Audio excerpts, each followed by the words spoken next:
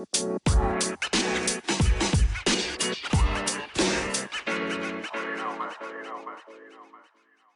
and welcome to the Mama Means Business podcast. I'm your host, Siobhan Benz, mom, mortgage broker, and legacy coach on a mission to help you make, manage, and multiply your money so that you can invest and create a legacy for your children. Hello, ladies. Thank you so much for joining us again. I'm so excited for this episode because we have like a doctor in the house, guys, like a doctor, like a real doctor. And I'm so fangirling right here now because Dr. Krissy is here. Hi, Dr. Krissy. Hello, and thank you so much for having me. I appreciate the invitation.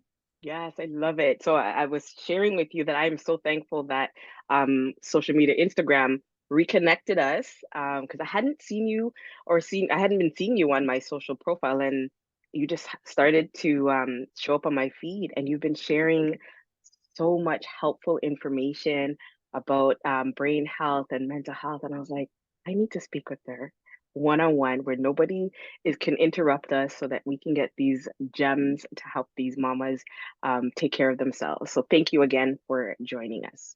Oh, my pleasure. And you know what? I'm happy that we're connected now because you're doing some great work as well.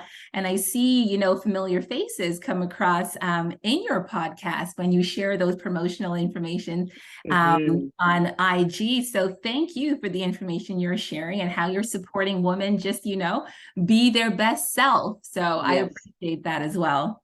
love it. Thank you so much. All right, so let's get started, Dr. Krissy. um, So can you give us a little background? How did your journey start? Like how did you get to be Dr. Krissy? Like where did that come from? I know, sorry, let me start back. As children, they say you gotta go to school, get a good job, be a doctor, be a lawyer. But for most of us, no one in my circle went the doctor route. How did Dr. Krissy become Dr. Krissy? Yeah, so it was, a while back. I was 9 years old, and my younger sister was living with a diagnosis that we really didn't understand as a family. And around that time, Mm-hmm. time that my family and I migrated from Trinidad to Canada. Okay. And my parents were really navigating that space between being new immigrants, understanding the whole medical system, and trying to figure out what my younger sister was dealing with. Mm-hmm. And I am, by nature, a very curious person. And I think that really kind of got me thinking about the brain, how it impacts behavior, and, just asking questions about how diagnoses can impact life. Mm-hmm. The quality of life more specifically. So, being curious, that kind of landed me in some psychology courses and science courses in university. And one such course was related to brain and behavior. And that Mm-hmm. course just connected with me on such an authentic level. I Yeah. think I always say, and it's true, it came out of that course with an A+. It was almost perfect because it was just like everything that just worked Mm-hmm. the way I learned, and it really resonated deep within me. So I found my niche and I stuck with it, and I just kept going to Right.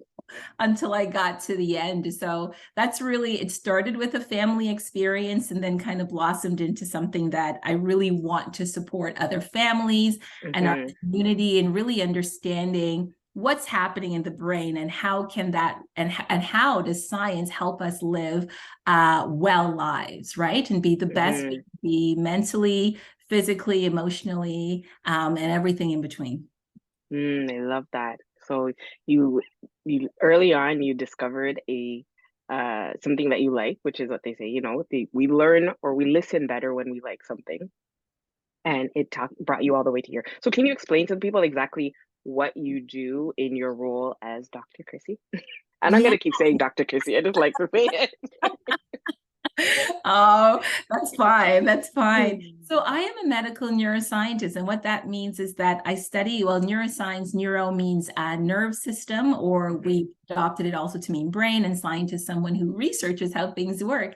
So I'm a brain scientist, specifically looking at medical conditions. So how do medical conditions that affect the brain really change with age, change with medication, change with lifestyle choices, all Mhm. those kinds of things. So how does life life impact the brain, and how does that impact our wellness?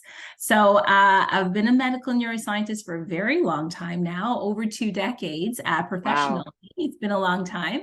And I teach in Hamilton. So I teach both at Mohawk College, where I've developed some courses related to brain disorder management, not courses, programs related to brain disorder management, mental health, and disability.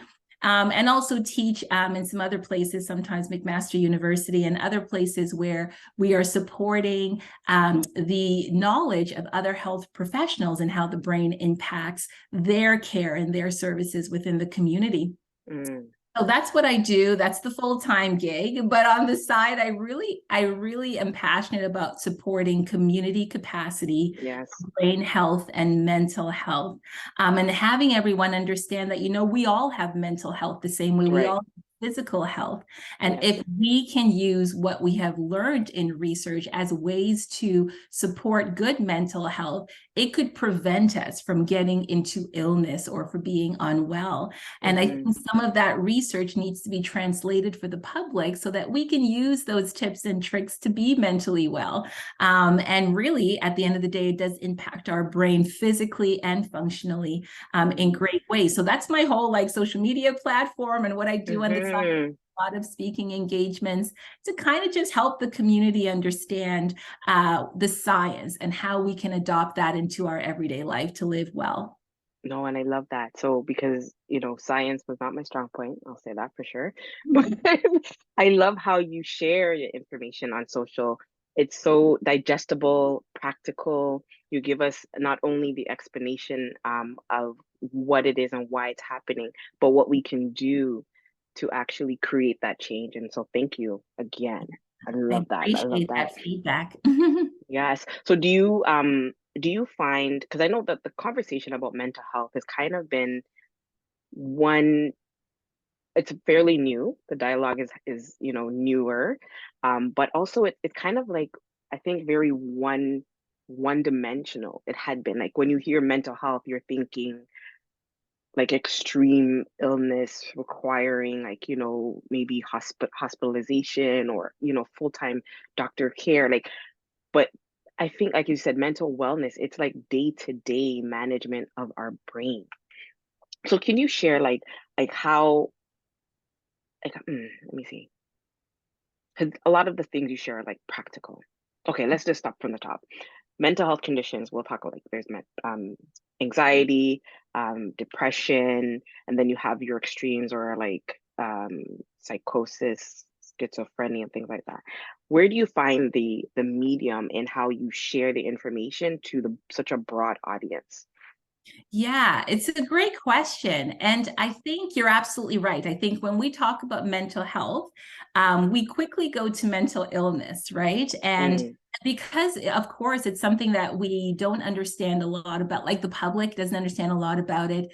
It's something that changes the way people behave, and we become curious about it, and mm-hmm, sometimes even fearful of it, right? And mm-hmm, that really piques our interest and really focuses us in on the illness part. But, we chatted before about, mental health being along a spectrum. And it's right. so wonderful to see, like, we can be anywhere from thriving, where we're performing very well, to coping, to struggling, and then to being unwell. So if we think about that trajectory, only a small portion of that trajectory is being unwell, or where illness lives. But along our day-to-day life, and we can move anywhere along that spectrum, from thriving to coping to struggling, right? Before we even hit illness. And a lot of times, mental health conditions come about because of genetic predisposition, so something within our genes Mm-hmm, coding for atypical ways of things happening in our brain and our body, or stress related. So my mm-hmm, platform is really helping people know that we all sit on this mental health spectrum. And a lot of times for us who live very stressful lives, that stress can move us up and down that spectrum. So how can we manage stress? How can we manage our lifestyle choices to really support our wellness and prevent against illness? So mm-hmm, what I do on social media is mostly kind of educating along that wellness side. side? How can we Okay. remain well? How does research really support our knowledge of the things that we can do in our everyday life that we tend to do, but Mhm. sometimes we brush it by the wayside because we don't really think it's doing much. So my platform is saying, no, it's changing your brain. It's changing the way brain structures talk and collaborate for behavior. It's changing the way our chemicals work, which is so important, and things we can do to influence that change, right? So that's a lot of what I do on my platform. And then I do sometimes talk about being unwell and those illnesses, because Mhm. I also want to address the stigma related Right. to some of these illnesses.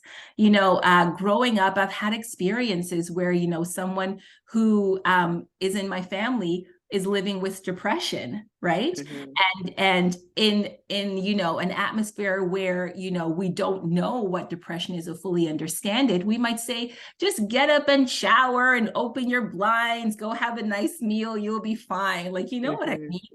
And Yes. those things could help, but it also undercuts the change that's happened in the brain and how different the brain state is when someone is living with depression or has depression versus when they don't have depression. The brain is in a completely different state. So sometimes these lifestyle states like getting up and having a shower and a good meal and talking with a friend and everything like that could help. But when your brain is in a clinically significant space where it's impacting your quality of life, that's the time that you need medical intervention.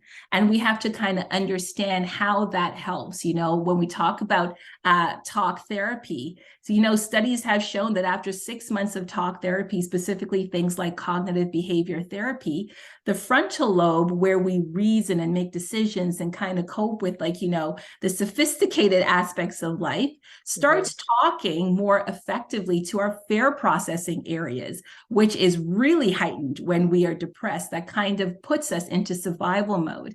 And talk Mm. therapy helps our prefrontal cortex to better regulate what's happening in our fear processing areas and make sense of it all and create coping mechanisms and ways to face it. And when those two parts of the brain are talking more effectively, we get therapeutic effects, right? So Wow. talk therapy is not just like talking to a friend. These professionals are trained to help us to develop resilience and, coping mechanisms that would change our brain in very effective ways. When we Mhm. talk about medication, which is the other therapeutic intervention, these changes a lot of times affects the chemistry in our brain. When we talk about mental illness, depression is one of those things. And Mhm. sometimes the chemicals that support our wellness in our brain, they aren't working as they should.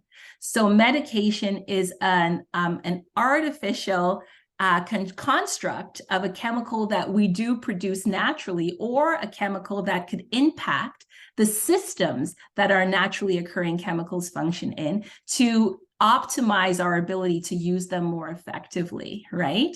I know I'm Mm. talking forever, but I'll finish by No, saying what this.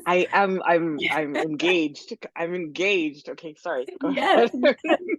So, one such medication that, is very popular in depression is called SSRIs. And it stands for serotonin, selective serotonin reuptake inhibitors. And big word, but it really Mhm. kind of breaks down what it does. Serotonin is a chemical that occurs in our brain that helps to maintain our wellness, our emotional wellness, our contentment, our happiness. And sometimes there isn't enough of it to keep our brain happy. So Mhm. what these medications do is it blocks the system that removes serotonin from our brain to leave it in our brain a little bit longer to maybe boost our happiness abilities and moods Okay. and behaviors. So I say that to say, although, there's a stigma about medication, medication is just an artificial way of helping a chemical problem in our brain with a chemical solution. So it does impact our health. It impacts the way our brain works. And Mhm. then as we develop coping mechanisms and boost our resilience, then potentially medication is no longer needed to the same degree in some mental health conditions, right? So it's important, I think, when we're kind of raising awareness in the public to understand that mental illness and mental health is really anchored in very physical things in our brain, and we can influence it by what we do in our day-to-day life. Like, I'm just like, whoa. This is why you're Dr. Krissy. I spoke forever, but I get so excited about these things. I just keep No, going until you stop me. But no, but I'm learning, and so those who are listening, if you hear me quiet, it's because I'm literally absorbing everything that you're saying. I'm like watching your lips and reading the words because I just don't want to miss anything. Oh, okay, hold on. Brings me back to um the post that initiated my reach out to you, and when you're speaking about depression and how the diagram that you had two visuals of the brain, and that when you are in a depressive state, I think you said like there's things that are missing, and so they overlap them to see. So yeah. my question for you, so when you are in a depressive state and your brain is not functioning as it should, once you develop those coping mechanisms, do those things come back, or do you Mhm. have to do the coping mechanisms to like kind of keep yourself functioning? Or do you like, if you understand what I'm Yeah. saying? Absolutely. Your brain activity, normal, typical brain activity, can come back with the right therapeutic helps, right? Okay. And eventually, as you learn to cope with stress or cope with whatever triggers there are to depression, you can function with that knowledge in the future to combat the stress response or combat whatever triggers the depression in you. So you don't have to stay, especially with depression, you don't have to stay on medication forever. Some people might, Mm-hmm. right? But some people don't have to. It's about learning, right? For example, and I always say that the brain is a very physical organ in a very physical body. For example, during COVID, I shattered my kneecap, and it took 3 surgeries to get it back to what it should be. That Wow. was my medical intervention, and then it Mm-hmm. took me physiotherapy to learn how to use my knee in a productive way as well, again. And Okay. sometimes I got to be a little bit more careful with it than someone who didn't have a shattered kneecap before, right? Mm-hmm. I've learned how to live with a knee that's more prone to injury. Okay. The same thing happens in the brain. The brain is a very physical component of a very physical body. And when it gets into a state that needs medical intervention, the intervention teaches us how to get out of that state. It rehabilitates us. And Okay. that learning and the way that it rehabilitates us by teaching us coping strategies and mechanisms that we can use in our everyday life gives us the tools in the future for dealing with those stress triggers or whatever triggers depression in our lives. So it's not going to go away magically and all's going to be well magically. We have to work for it, and we Mm-hmm. have to apply that learning. We learned in kindergarten 1 + 1 = 2. And then when we got to like grade 13, for us that existed at that time, we Mm-hmm. were learning calculus, right? But Right. the principles had to be built on. And it's the same thing with the brain and dealing with illness. We learn things to help keep us well. We have to keep applying those learnings in our future to combat those triggers that could trigger an illness again. And it's possible to do that and to normalize brain activity. After you've learned those coping skills, you're feeling better, your brain is going to start working as it should again. Okay. I feel hopeful. I'm just like, Yes, yes. I feel hopeful, and because um I'm learning how to read my mental wellness, Good. right? I'm learning sometimes a little bit delayed. It'll be like, oh, that's how I'm feeling, and kind of assessing my situation and trying to stay abreast of it. Um, when you say that the brain can learn, I know as I get older, things work a little bit slower, right? Um, how soon, let's say, or talking, keeping on the mental wellness side of things, how quickly can you see that change once you start implementing the coping mechanism? Yeah, and that's a great question. And it really kind of points to the uniqueness of everyone, right? Okay. Because my life experience might be different from the other person's. I might have had trauma in my past, which means that I'm starting from a different place on my Mm-hmm. healing journey than if I didn't have trauma, right? Right. So our life experiences also impact, they're coded in our brain and impacts how our brain reads triggers and stimuli, how it draws on memories, how it allows us to learn new things and get that therapeutic effect, right? Okay. So Okay. it is very much individualized, but the good news is everyone can get there.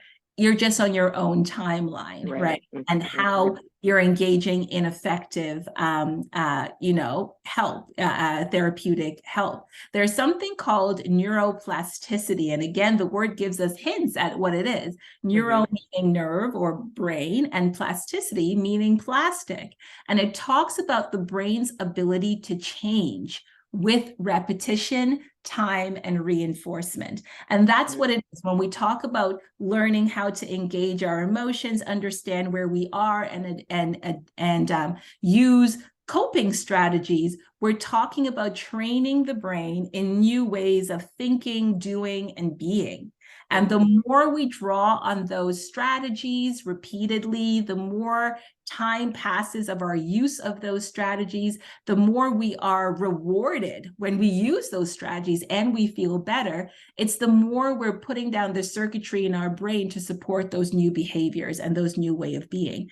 And it's all possible all throughout our life. Of course, when we're younger, the brain is more malleable and kids learn way faster than we are when we're adults. But Mm-hmm. there's a lot of science that shows that the brain is still capable of changing all the way into our very mature years. It takes more effort, but as long as we apply time, repetition, and reinforcement, which is rewarding ourselves for it, it'll eventually stick and bring us to a different place. Which is really effective for changing our brain and learning.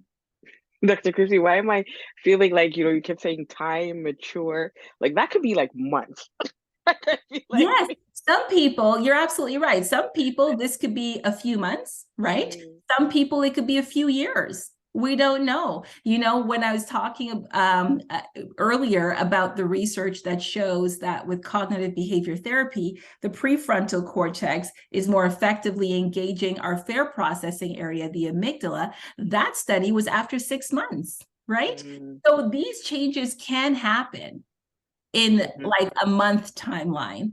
mhm, Some, they can take longer time. And of course, it's because of our life experiences really dictate very differently how our brain responds or how much change our brain needs to undergo to adopt new ways of being, right? But this could be on a month timeline or a year timeline, or maybe even just a few weeks, right? Just maybe removing that trigger right. could be enough to erase that stress response. So it's all individualized. Can you tell I don't have patience? Keep going. Time, repetition, and reward. You will get there, guaranteed. I tell you that's around the line where me going to the gym. I go 3 days. I'm like, why isn't the scale moving? Like, why? We're all there, trust me. Oh my gosh. Okay, thank you. That was amazing.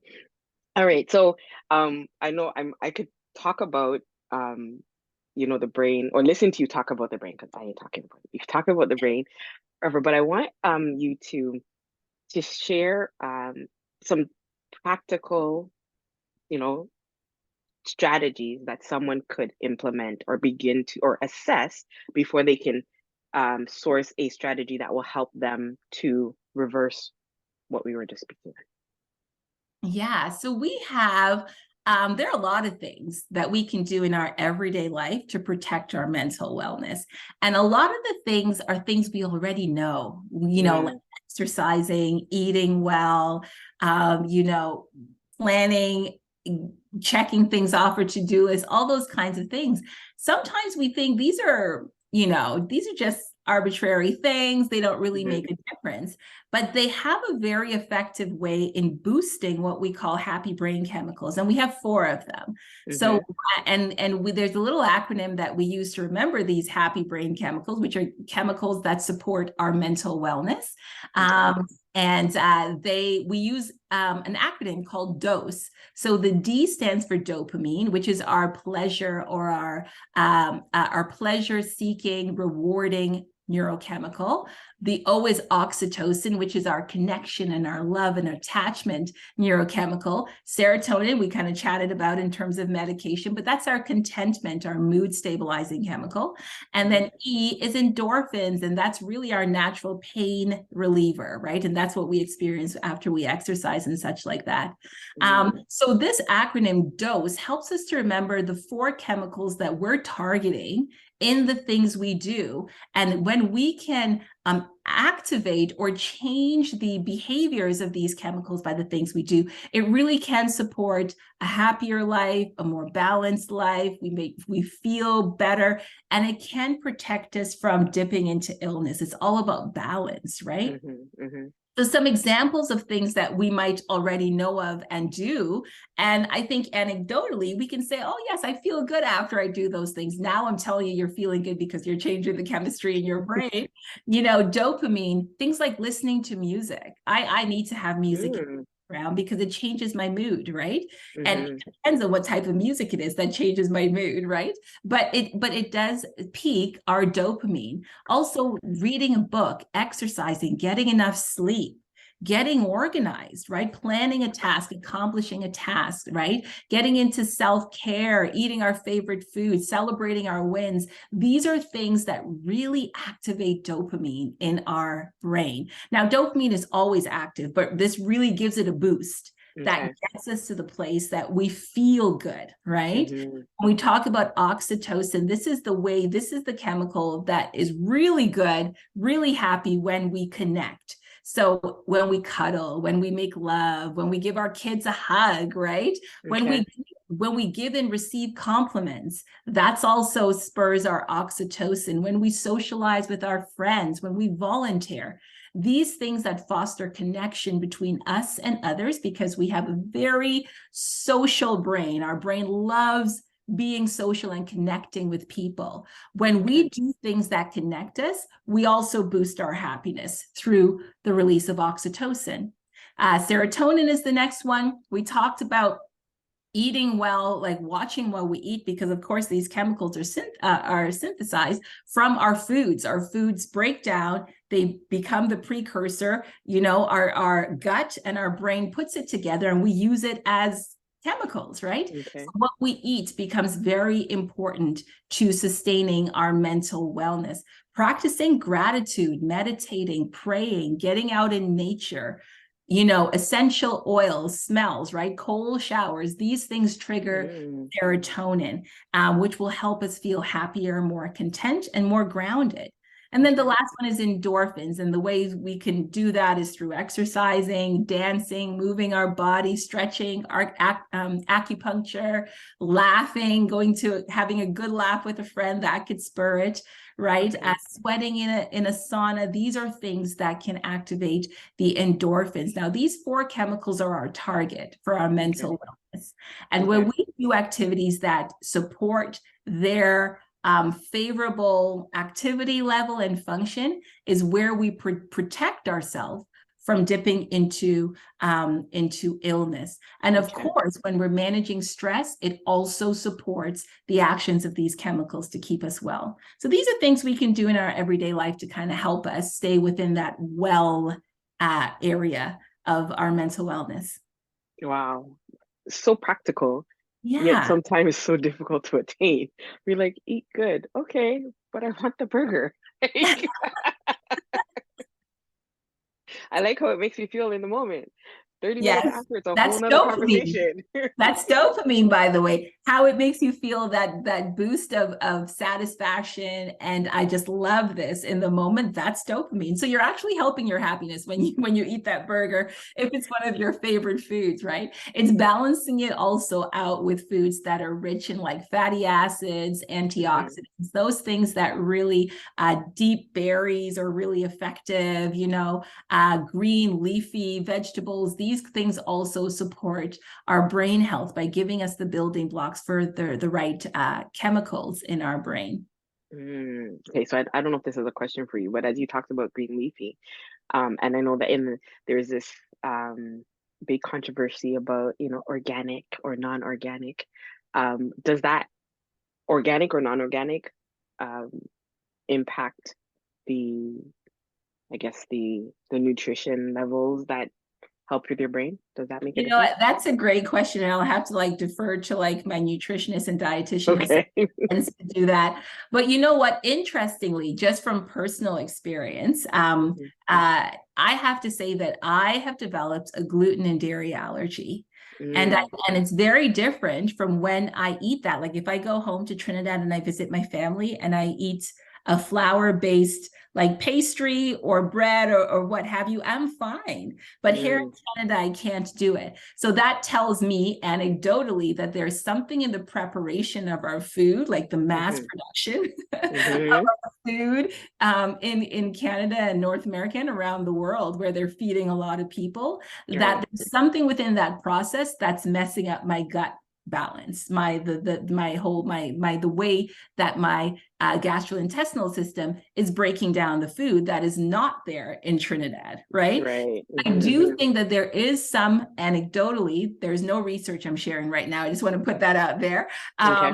But anecdotally, I do think that the way that we eat and how much we intervene as human beings in the process of getting the food from the earth to our plate Mhm. does impact our ability to break down the food, to grab out the nutrients, and to really get all the goodness from it. But I would defer to like, the nutritionist and the dietitian to really talk about the true impacts on organic versus the other ones. Okay. The mass produced. Okay. Yes.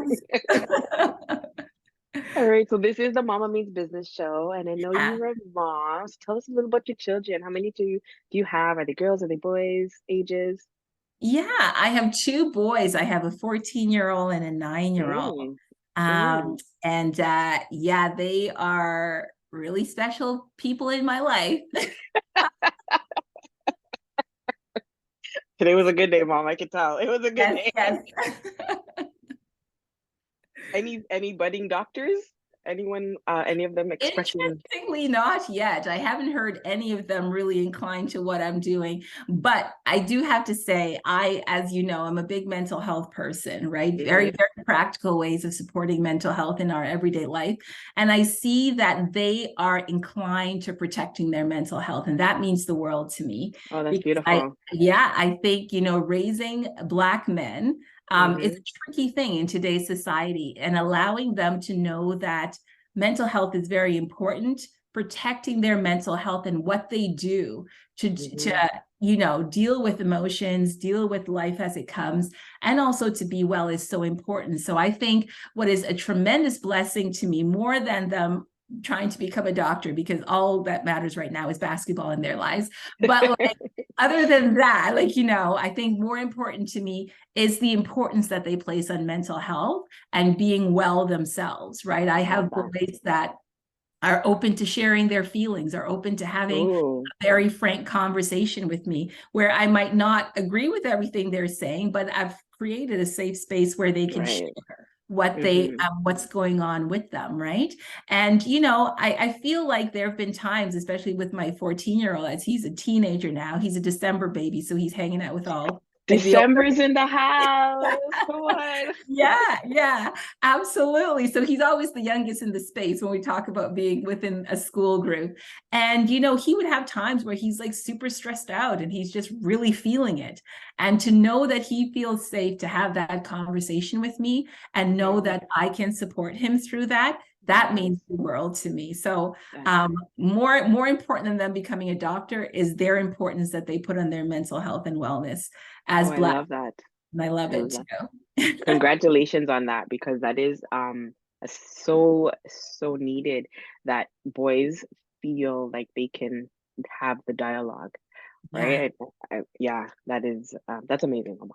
So on that topic though, how would you suggest because I know dialogue is open communication is something new in a lot of households. Like I grew up in a Jamaican household where children really didn't speak. We weren't allowed to speak. How can you encourage moms to have that conversation with their children or instill um, mental wellness practices with their children Yeah, at yeah. whatever age? I've had similar experiences too, right? Growing up in a Trinidadian home. What I have done, that, my parents did encourage, um, is talking about it, being open, being approachable to talk about it. I think what I'm doing more now that I see the impact for my kids is modeling, Mm, being aware of our mental health and our mental wellness. When I am stressed out, I say, Mom's stressed out today, right? hmm. And this is how I feel. And this is what I'm going to do to address my stress, right? And I don't have to also say it, but just modeling it. Like they would Right. see if I draw away and go have a long shower. I sit with my book. I put on music. I light my candles. They know that mom's in her zone, like Mm, space. You know what I mean? And I think right. modeling it gives permission for Okay. them to show up for themselves as well. And that, paired with having conversations. If I notice something off in my kids, I'll be like, what's up? What's happening for you? Mm, And instead of doing that when we're passing each other in the hallway, I'll go sit on their bed. mm, I will have that really direct eye contact where they know I'm looking them in their eyes. right. And I Yes. would welcome, the return kind of posture and just be really, really honest with them, right? I also Right. tell my boys, when they're going through stuff, I would give examples of from my life where I Okay. was in a similar situation or when I felt a similar way in what I did. So that's also modeling, but modeling it in conversation and showing them that this is just part of being human. Like the human Right.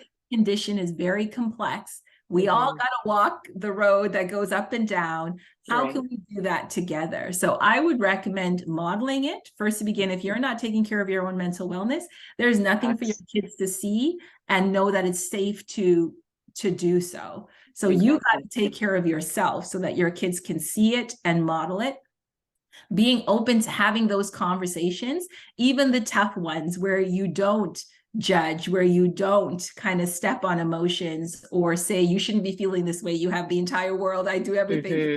what have you. But instead saying, okay, I hear what you're saying. Even if you don't agree, you can say you hear what they're saying because you Right. do. Right. Right. And you can say, and you can provide perspective, you can provide care, you can ask them, what do you need in this moment?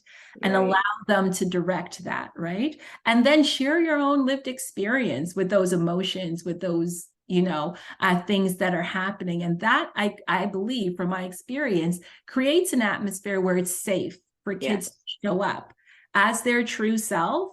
And Hmm. even talking is so therapeutic, right? Yes. Just think about how well we feel after we talk to our friends. That's the oxytocin Yes. kind of buzzing around there.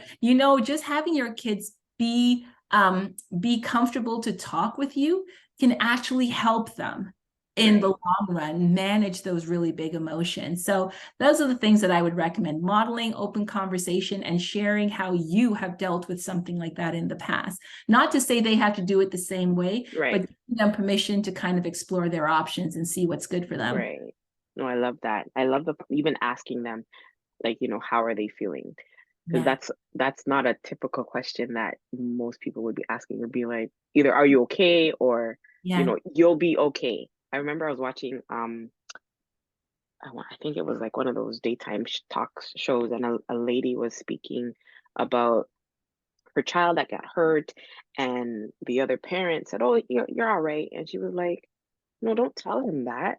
You have to Mm. ask him how he is." So yeah, it's really shifting that the door of the conversation and allowing them to express how they're actually feeling. So I love that. Thank you. Absolutely. All right. So my last question for you is a question to help someone who's listening right now who may be challenged with their mental health, unsure of how to go about getting help. Mm. Um, for various reasons. Could be stigma, could be fear, could be um, the thought of it actually could also, I think can stir up additional feelings. How would you suggest that someone take that step and get the help that they need? Yeah, absolutely. I think it's again, when we talk about mental health on this spectrum, there's a part of that spectrum where it's like I just need to expose myself to information that I Mm-hmm. can apply in my life. And that could be, social media, but watching what you look at, understanding how different content affects you, and Mm-hmm. screening through that and doing your thing. It can also be talking with friends. That could be really therapeutic. It could also be applying any one of the recommendations or several of the recommendations I made about dosing our brain, right, with dopamine, oxytocin, serotonin, and endorphins. Mm-hmm. These things can help in a time where we might be feeling a little bit impacted, where we might not be thriving, but we might be coping or even struggling. It can help to at least work with our physical being Mm-hmm. to activate some chemical changes, right? If we do feel, though, that you are in a place where your mental health is impacting the quality of your life, you're not able to get up for work the same way, you're not able to show up for your family the same way, you're not able to show up in your business the same way, right? You're really impacting the quality of your life. It's Mm-hmm. time to talk to your family doctor, right? Mm-hmm. You start there and just say, this is what I've been experiencing, and allow them to say, okay, let's talk about it. Or Mm-hmm. allow them to say, let me get you to talk to someone else. Or Mm-hmm. they say, what about you try X, Y, and Z? But when we're in a place where it's impacting our quality of life, it is beyond what you can do to get you out of that Yourself. space. You Mm-hmm. need to be okay with asking for help.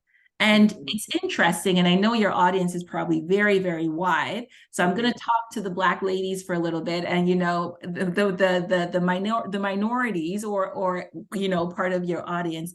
Other cultures are not; they don't hesitate to ask for help, and Wow. that's why you find there's a lot of science that says that Black Canadians are less likely to engage with mental health help when they need it, right? Wow. And that is compared to their white Canadian counterparts who are way more willing to ask for help. Now, there are problems in the system. There are inequities. There Yes. are like a whole bunch of like stigmatizing things that can really impact the quality of care we get. But Mm-hmm. it's important to know that it's really hard. It's really hard to do this on your own. So Right. going to a doctor you trust when you are in the space where you do need the help, it's important to do that, right? There Mm-hmm. are psychologytoday.com is a Okay. website you can visit that also has a directory of psychotherapists Okay. that you can scroll through their profiles. You can look at their background, look at who they are. They all have pictures there and a little description about themselves. You can read through all that content and say, maybe I can reach out to this person for a Okay. discovery call, where you can have that initial conversation to see if there's a chemistry there that Right. you like to engage that person for help. Now, these are all paid services, of course, right? Which sometimes it's unfortunate if we don't have the Mm-hmm. budget for this care to do. But psychologytoday.com is a website. If you do have resources that you can pay for, to see a psychotherapist, it's really impactful, right? I talked about some science that shows Mm-hmm. you that it could change your brain. Right. That's impactful. Engaging though in just behaviors that can change your brain can get you to a place where you are coping a little bit better. But if you need, Right. it's important to ask for that help. Even slowing down to just reflect on what's Mm-hmm. happening in my life right now, like writing it down, being Right. reflective, saying what is going on, trying to see if you could identify the triggers, trying to see how you can change the negative thinking, trying to see what your focus needs to be on the behaviors that need to change can actually help you. There was a Mm-hmm. time in my life where work was terribly stressful. And I Mm-hmm. was going at a pace where I wasn't even realizing that my mental health was impacted.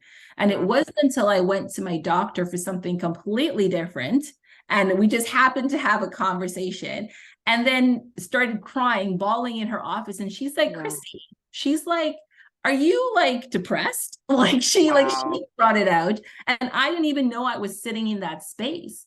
And it Mm-hmm. wasn't until I had that mirror pointed in front of my face and I'm like, how did I get here? Like, how did Wow. I get here? And although I got the prescription and although I got all the help that I needed, what was most impactful for me personally, this is not everybody else's story, Mm-hmm. but what is most impactful for me being in this field was slowing down and reflecting on what was happening in my life at that time that Mm-hmm. needed to change. And when I took time to be on my own by myself and reflect, I was able to make the necessary changing in my life to kind of balance out and to regain my composure, regain my mental Right. health. So sometimes it really just takes slowing down as well, reflecting Right. on what's happening and seeing where can I support myself in getting away from these things that are impacting my life in a negative way. And just Wow. trusting that you are in control, you're in the driver's seat, and you can do this for yourself and your own mental health. For sure. Oh, wow. That. Thank you. You're Thank welcome. you. Thank you. The ask for help, I know, is a challenge for myself. I know that, because we've been conditioned to believe, like, we could do it. We're the strong Black women, and that's not always the case. Yeah, So thank you for sharing those tidbits. you're This welcome. has been such an enlightening conversation, Dr. Krissy. I'm so appreciative of your time. What's next for Dr. Krissy? Yeah, well, thank you for having me. You know what? I love talking about this and I love connecting with people one on one. So I appreciate the invitation and the opportunity to talk. And I hope that the information is really helpful to your audience because I think we're all humans, we're all living in this really Yes. complex space and dealing with things every day that creates this kind of change in our mood. So knowing that we're not alone is Mm-hmm. so important, and knowing that we're all kind of going through it, but that's why we got to all lean into these resources as well as we can because they're there Right. to help us, right? So Right. thank you very much for creating this space. I think for me next, I'm still teaching. I'm still teaching. I'm Please don't still stop. thank you. I'm still doing research. I'm still doing all the things, and I just find I'm very rewarded when I bring these messages to the community. So I'm doing a lot of speaking engagements and those kinds of things. I am life coaching, but right now I'm trying to slow that down because I really do have to balance. I Hmm. have to balance my busyness with my family and my work and my own well-being. Yes. But for me, it's just creating a space where people feel safe to talk about mental health, to support their mental health, and to have, the benefit of understanding that research is here to help us live better. So if Right. I can share that with folks, that's what I'm going to do. So next is just keeping my voice, out there telling people it's okay, you're doing well, keep Yes. going, we got this. I love And that. helping us really understand the effectiveness of some of these things. So I do a lot of, education within the community. I hope that my research get some funding to look at the effectiveness. Is this really helping people's wellness improve? Right. Like, how is this information changing their lives? So I'm doing research in that area right now, to Okay. kind of say, this is working, let's do more of it. And then really Hmm. hold the government accountable to give us even more money to spread this messaging Right. further and wider. So yeah, that's what's next for me. Awesome. Well, I will definitely be favoriting your page so that I can see you first thing in the morning every day or whenever you post. Yeah. Where can the people find Dr. Krissy? So I'm on Instagram. So it's Dr. Krissy PhD. So dr.krissy.phd. That's me. And then I have a website, drkrissy.com, and you spell the whole word out. So DOCTORKRISSY.com. And that's really where you can find me most. I do have handles everywhere, but I'm most active on Instagram. And then if you want to learn more about what I do and my offerings, then my website could be where we connect.